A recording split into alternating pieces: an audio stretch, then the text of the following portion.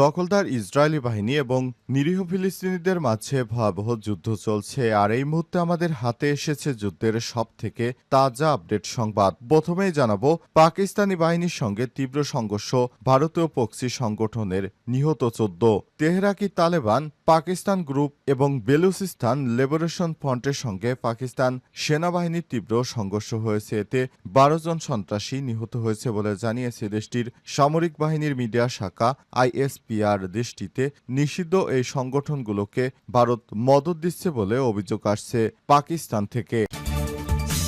এরপর জানাবো, ভারতীয় বিভিন্ন সংস্থার উপর ভিসা নিষেধাজ্ঞা দিল যুক্তরাষ্ট্র। ভারতীয় একাধিক ভ্রমণ সংস্থার মালিক, প্রধান নির্বাহী ও জ্যেষ্ঠ কর্মকর্তাদের বিরুদ্ধে ভিসা নিষেধাজ্ঞা আরোপ করেছে মার্কিন যুক্তরাষ্ট্র। ভারতীয় সব সংস্থা সচেতনভাবে অবৈধ অভিবাসনে সহায়তা করছে বলে অভিযোগ করছে ওয়াশিংটন। খবর দ্য ইকোনমিক টাইমসের। এদিকে উত্তেজনা নিরসনে এলওসি থেকে সেনা প্রত্যাহারের সিদ্ধান্ত ভারত পাকিস্তানের। শান্তিকালীন অবস্থানে সেনা প্রত্যাহারে সম্মত হয়েছে পাকিস্তান ও ভারত। সিদ্ধান্ত অনুযায়ী 30 মের মধ্যে প্রক্রিয়া শুরু হবে। মঙ্গলবার 20 মে পাকিস্তানের সংবাদ মাধ্যম জিও নিউজ এই তথ্য নিশ্চিত করেছে।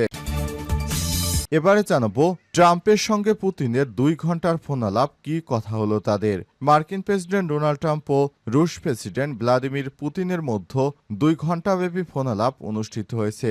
রাশিয়ার রাষ্ট্রীয় সংবাদ মাধ্যমের বরাত দিয়ে এই তথ্য জানিয়েছে খবর আল জাজিরা। এবং সর্বশেষ জানাবো, পুলিশ সদস্যের উপর মারধর করা সেই যুবক র্যাবের হাতে গ্রেপ্তার। সরকারি কাজে বাধা পুলিশ অ্যাসল্ট মামলার আসামি মোহাম্মদ জাকির হোসেন ওরফে 62 জাকির, বয়স 34কে গ্রেপ্তার করেছে র্যাব 10। মঙ্গলবার রাত 8টার দিকে ঢাকার যাত্রাবাড়ি থানাধীন টিকাটুলি এলাকা থেকে তাকে গ্রেপ্তার করা হয়। জাকির হোসেন খুলনার খানজাহান আলী থানার ফাইরারডাঙ্গা গ্রামের মৃত আমজাদ সর্দারের ছেলে। প্রিয় দর্শক, এতক্ষণ শুনছিলেন সংবাদ শিরোনাম, এবারে বিস্তারিত। তবে তার আগে বন্ধুরা, অনুরোধ থাকবে এই সংবাদটিতে একটি লাইক দিন। এই চ্যানেলে আপনি নতুন হয়ে থাকলে আমাদের সংবাদটি দেখতে দেখতে চ্যানেলটি সাবস্ক্রাইব করে রাখুন। বন্ধুরা, গাজা যুদ্ধে আপনি যদি নিরীহ ফিলিস্তিনিদের ভালোবেসে থাকেন, কমেন্টে ইয়েস লিখে বিশ্ববাসীকে জানিয়ে দিন। সংবাদটি আপনার সোশ্যাল মিডিয়া ফেসবুকে বন্ধুদের দেখার সুযোগ করে দিন। এবারে বিস্তারিত। ভারতীয় বিভিন্ন সংস্থার উপর ভিসা নিষেধাজ্ঞা দিল যুক্তরাষ্ট্র।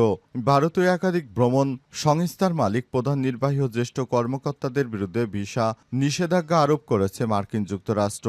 ভারতীয় সব সংস্থা সচেতনভাবে অবৈধ অভিবাসনে সহায়তা করছে বলে অভিযোগ করেছে ওয়াশিংটন। খবর দ্য ইকোনমিক টাইমসের। সোমবার 19 মে মার্কিন পররাষ্ট্র দপ্তরের এক বিবৃতিতে ভারতীয় একাধিক ভ্রমণ সংস্থার বিরুদ্ধে ভিসা নিষেধাজ্ঞা আরোপের বিষয়টি জানানো হয়। বিবৃতিতে বলা হয়েছে, ভারতে অবস্থিত মার্কিন দূতাবাস ও কনসুলেটগুলোতে কনসুলার অ্যাফেয়ার্স এবং ডিপ্লোম্যাটিক সিকিউরিটি সার্ভিস প্রতিদিনই অবৈধ অভিবাসন, মানব পাচারের সঙ্গে জড়িতদের শনাক্ত করার জন্য কাজ করে যাচ্ছে। এতে আরও বলা হয়েছে যে এই ধরনের মানব পাচার চক্র ভেঙে দিতে ভবিষ্যতে ওয়াশিংটনে ভিসা নিষেধাজ্ঞা জারি থাকবে। মার্কিন পররাষ্ট্র দপ্তরের বিবৃতিতে বলা হয়েছে, আমাদের অভিবাসন নীতি কেবলই বিদেশিদের যুক্তরাষ্ট্রে অবৈধভাবে প্রবেশের ঝুঁকি সম্পর্কে সচেতন করার জন্য নয়, বরং যেসব ব্যক্তি এই আইন লঙ্ঘন করে তাদেরও জবাবদিহিতার আওতায় আনতে কাজ করে। এর মধ্যে অবৈধ অভিবাসন সহায়তাকারীও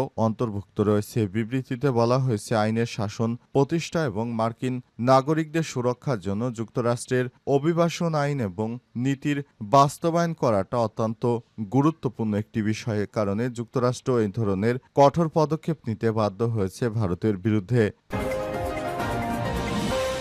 উত্তেজনা নিরসনে এলওসি থেকে সেনা প্রত্যাহারের সিদ্ধান্ত ভারত পাকিস্তানের।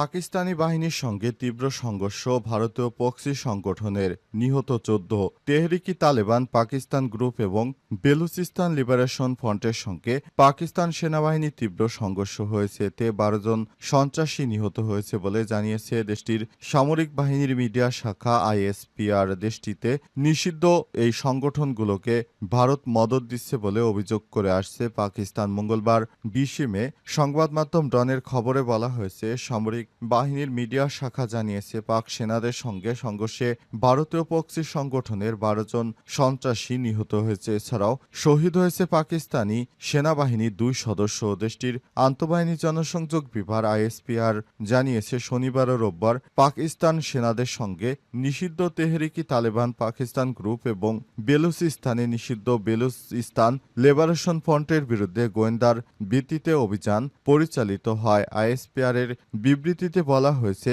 লাক্কি মারওয়াত জেলায় একটি অভিযান চালানো হয়। সেখানে সেনারা শত্রুর অবস্থানের বিরুদ্ধে লড়াই করছে এবং 5 জন ভারতীয় স্পন্স সন্ত্রাসীকে নরকে পাঠিয়েছে। এছাড়া ওই জেলায় আরও একটি অভিযানে 2 ভারতীয় স্পন্সড সন্ত্রাসী সফলভাবে নিষ্ক্রিয় হয়েছে নিরাপত্তা বাহিনীর হাতে।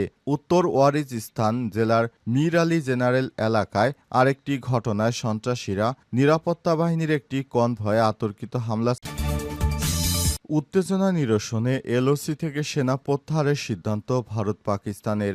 শান্তিকালীন অবস্থানে সেনা প্রত্যাহারে সম্মত হয়েছে পাকিস্তান ও ভারত। সিদ্ধান্ত অনুযায়ী 30 মের মধ্যে এই প্রক্রিয়া শুরু হবে। মঙ্গলবার 20 মে পাকিস্তানের সংবাদ মাধ্যম জিও নিউজ এই তথ্য নিশ্চিত করেছে। ওই পদক্ষেপের সঙ্গে জড়িত জ্যেষ্ঠ কর্মকর্তাদের মধ্যে 30 মের মধ্যে নিয়ন্ত্রণ রেখা এলওসি এবং আন্তর্জাতিক সীমান্তে তাদের সশস্ত্র বাহিনীকে শান্তিকালীন অবস্থানে ফিরে আনার জন্য পাকিস্তান ও ভারত একটি পারস্পরিক সমঝোতায় পৌঁছেছে।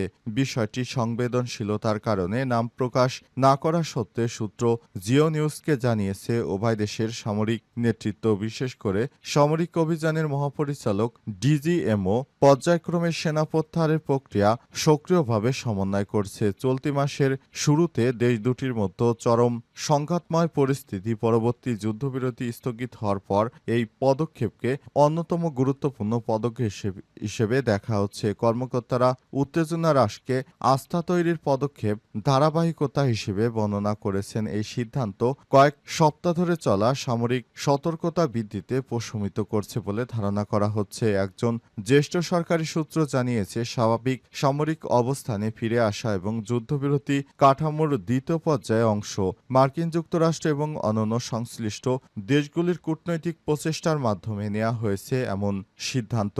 2 দেশ চায় এখন শান্তিপূর্ণভাবে বসবাস করতে, তাই সেনা প্রত্যাহার ছাড়া আর কোনো বিকল্প নেই। পুলিশ সদস্যদের মারধর করা সেই যুবক র্যাবের হাতে গ্রেপ্তার। সরকারি কাজে বাধা পুলিশ অ্যাসল্ট মামলার আসামি জাকির হোসেন 62 জাকিরকে বয়স 34কে গ্রেপ্তার করেছে র্যাব 10।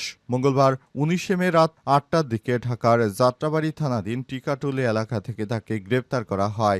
গ্রেপ্তার জাকির হোসেন খুলনার খানজাহান আলী থানার ফাইবার ডাঙ্গা গ্রামের মৃত আমজাদ সর্দারের ছেলে। এ বিষয়ে র্যাব 10-এর পাঠানো এক সংবাদ বিজ্ঞপ্তিতে বলা হয়েছে, গত 3 মে সকালে জনপদ মোড় 2 যাত্রাবাড়ি রাস্তায় সার্জেন্ট আমিনুল ইসলাম 32 দায়িত্বরত থাকা অবস্থায় হেলমেটবিহীন 3 সন্দেহভাজনকে 5টি মোটরসাইকেল ও একটি প্রাইভেট কার দাঁড় করায়। এরপর তারা ক্ষিপ্ত হয়ে পুলিশ সদস্যকে মারধর করে। এই ঘটনা একটি মামলা হলে অবশেষে রাতে তাকে গ্রেপ্তার করা হয়েছে। এ বিষয়ে র্যাব 10-এর পাঠানো এক বিজ্ঞপ্তিতে বলা হয়েছে, গত 3 মে জনপদ মোড় 2 যাত্রাবাড়ি রাস্তায় সার্জেন্ট আমিনুল ইসলাম 32 দায়িত্বরত থাকা অবস্থায় হেলমেটবিহীন 3 জন মোট 5টি মোটরসাইকেল ও একটি প্রাইভেট কার দাঁড় করায়। এতে ক্ষিপ্ত হয়ে প্রাইভেট কারের চালক কর্তব্যরত এক পুলিশ কনস্টেবলকে হত্যার উদ্দেশ্যে তার গায়ের উপর গাড়ি উঠিয়ে দিতে চাইলে তিনি সরে যান। এ সময় মোটরসাইকেল আরোহী সহ প্রাইভেট কারে থাকা 3 জন আরোহী ট্রাফিকের দায়িত্বরত পুলিশ সদস্যকে অকথ্য ভাষায় গালিগালাজ করেন। এতে আরও বলা হয়েছে, বিষয়টি ভিডিও ধারণ করলে প্রাইভেট কার ও মোটরসাইকেলে থাকা আরোহীরা পুলিশের মোবাইল কেড়ে নেয় এবং দায়িত্বরত পুলিশ সদস্যকে এলোপাতাড়ি কিল ঘুষি দিতে থাকে, তাকে গুরুতর জখম করে। এ ঘটনায় সার্জেন্ট আমিনুল ইসলাম 32 বাদী হয়ে যাত্রাবাড়ি থানায় মামলা দায়ের করে। পরবর্তী মামলার তদন্তকারী কর্মকর্তা উল্লেখিত ঘটনায় জড়িত আসামিদের আইনের আওতায় নিয়ে আসা লক্ষ্যে র্যাব 10-এর অধিনায়ক বরাবর একটি অভিযাচন পত্র পাঠায়। পরে র্যাব মামলার আসামিদের গ্রেপ্তারের লক্ষ্যে গোয়েন্দা নজরদারি বৃদ্ধি করে। এরই ধারাবাহিকতায় রাতে তাকে গ্রেপ্তারের পর সংশ্লিষ্ট থানায় হস্তান্তর করা হয়েছে।